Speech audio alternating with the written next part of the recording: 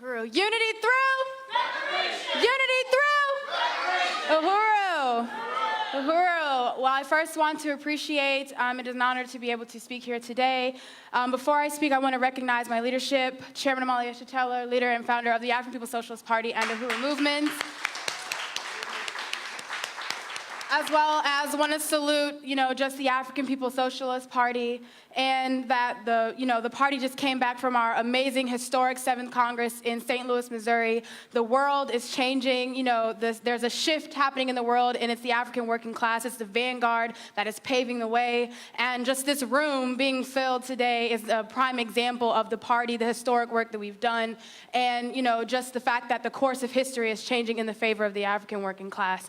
Also want to salute Chairwoman Penny Hess of the African People's Solidarity Committee, who was the first white person in history to take the stance of reparations to African people and become the first white African internationalist and spread it, throughout the white world, and has brought all these white people here today. And also Chair of the Uhuru Solidarity Movement, Jesse Neville, and the whole DREP committee for Days in Reparations to African people. So just want to salute all of you all. So Uhuru, give yourself an applause. And of course, I want to recognize and salute Deanne Lewis, who is the sister of Tyron Lewis and woke up this morning screaming, "Long live Tyron Lewis." Tyron Lewis! Long live! Tyron Lewis! Long live! And, I wanted to, be able to, recognize this sister here and to be able to talk about the history of Tyron Lewis and talk about the history of colonial violence that has existed for the last 600 years since, African people have come in contact with white people. Since the first assault on Africa and African people, where we were, snatched from our land, killed, brutalized, murdered, raped, and then dispersed all around the world to work and make Europe rich, to make this white world rich after they stole and, killed the indigenous people here on this land. 600 years of colonial violence. And just another egregious display of that was October 24th, 1996, right here in the city of St. Pete. And it was, the murder of an 18-year-old African, and you won't hear it anywhere else, or if you do hear it, you'll hear this story told by the bourgeois media, how they tell every story about an African that the state murders, that the police murders every single day. Exactly what they tell you about all the victims of colonial violence. Some way, shape, or form, they justify the deaths of African people. They justify genocide every single day, and that's exactly what happened in the case of Tyron Lewis. And it's the Uhuru movement. It's always been the Uhuru movement to control that narrative, take it back, and to explain this relationship for what it really is, to expose it for what it really is, which is state violence imposed on the African community in order to sustain a system of genocide, colonialism, and slavery. And so,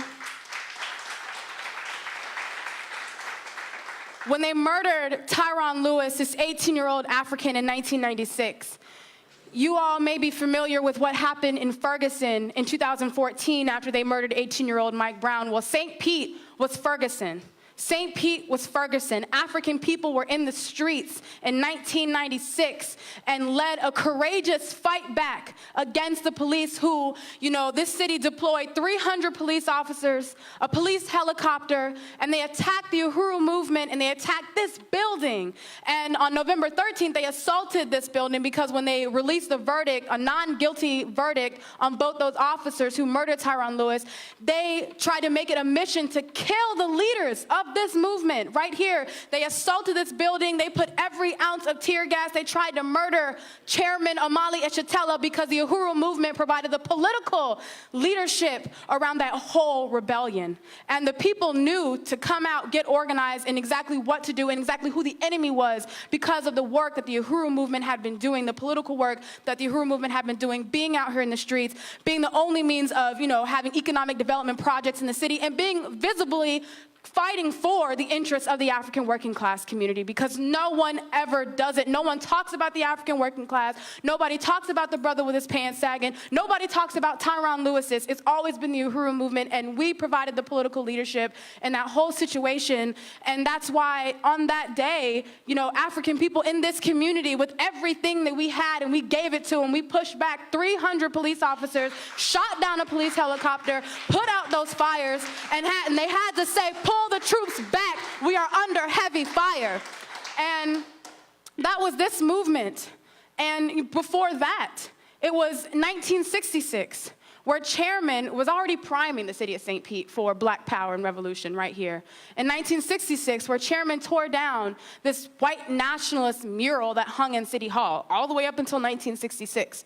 And, you know, if you've never heard about it, it was this huge mural. If you go to City Hall today, you'll see it. When you walk up those steps, there's one mural on the left, and it's a blank wall on the right. It's eerily blank, because Chairman Omali Yeshitela tore it down. The first Black Power Act in the world was led by Chairman Omali Yeshitela, and it set the precedent for what happened in 1996, and it set the precedent for what's happening right now in this room, where white people are coming to the conclusions that African and colonized people have come to a long time ago.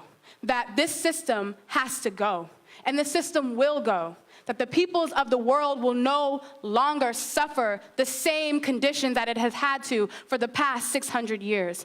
That Africa and African people will be free in the colony of St. Petersburg, Florida, and throughout the world. And white people have the ability to get on the right side of history, on the right side of the question, so that there no longer has to be Tyronn Lewis's. There no longer has to be, you know, Markel McCullough's, and, you know, all these Africans that have been murdered in this city, and all Africans who are being murdered on a daily basis under this social system of imperialism, colonialism, parasitic capitalism. It's going to be overturned, and this is the ability to get on the right side of history. The Chairman Omali Yeshitela opened this door, solved the question of white people in the world, and this is where you belong if you intend to see the fall of imperialism and join with the side of humanity and join with the side of colonized and oppressed peoples.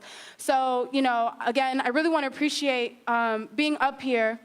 And I want everybody to really remember this day, remember how significant it is, and never to let October 24th go by, never to let November 13th go by without recognizing those historical dates in history. That's a part of our history, our legacy, what we will talk about in the future in a free, liberated Africa and a free, liberated world. We'll talk about the rebellions of 1996 that led to the revolution. We'll talk about the rebellions of 1996 that led to the overthrow of imperialism. We'll talk about those courageous Africans. We'll talk about our African martyrs like Tyronn Lewis. They will forever be remembered. This is a day in our history. Bump all those colonial holidays and the colonial history that you are supposed to celebrate and that are imposed on you. This is a day in history for us, for revolutionaries, for those who intend to see the system die.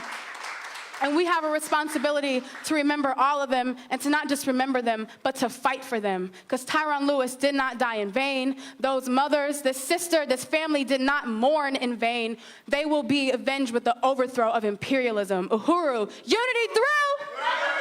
Thank you so much. Uhuru.